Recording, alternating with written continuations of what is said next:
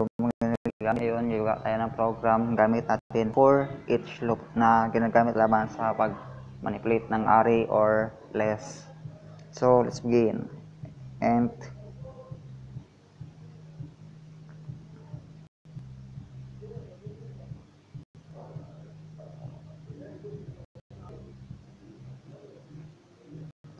number equals new and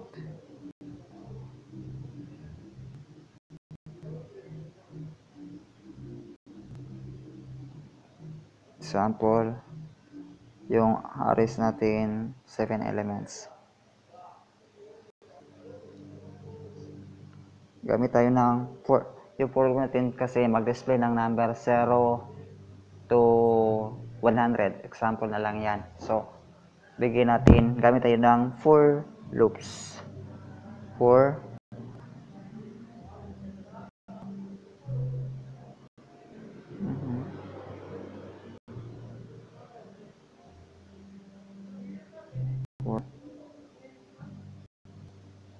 and a equals 0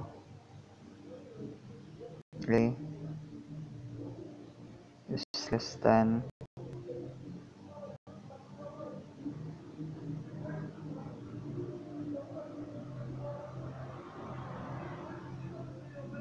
to 7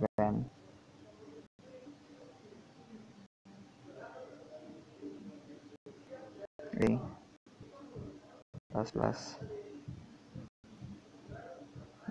dito yung condition natin na if number at index A is equal to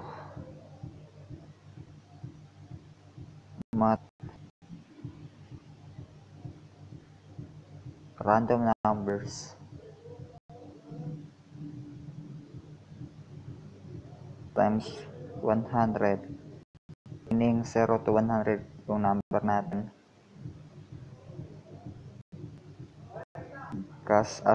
Ika-cast natin as integer.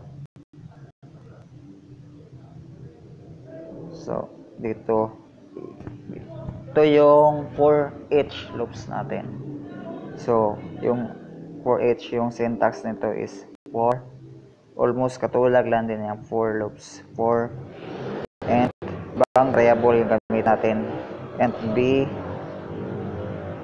colon and b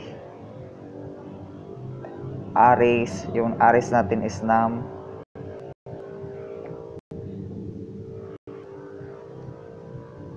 system outprint line b.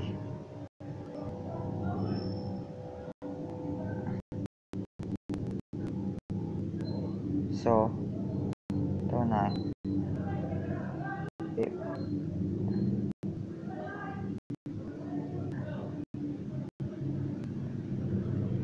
so yung code run lang natin.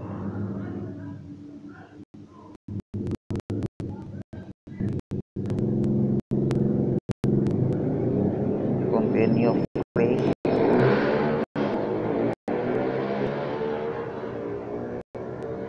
So ito yung numbers niya, random numbers from 0 to 100. So pag nirun natin uli, iba na naman yung number na na-display.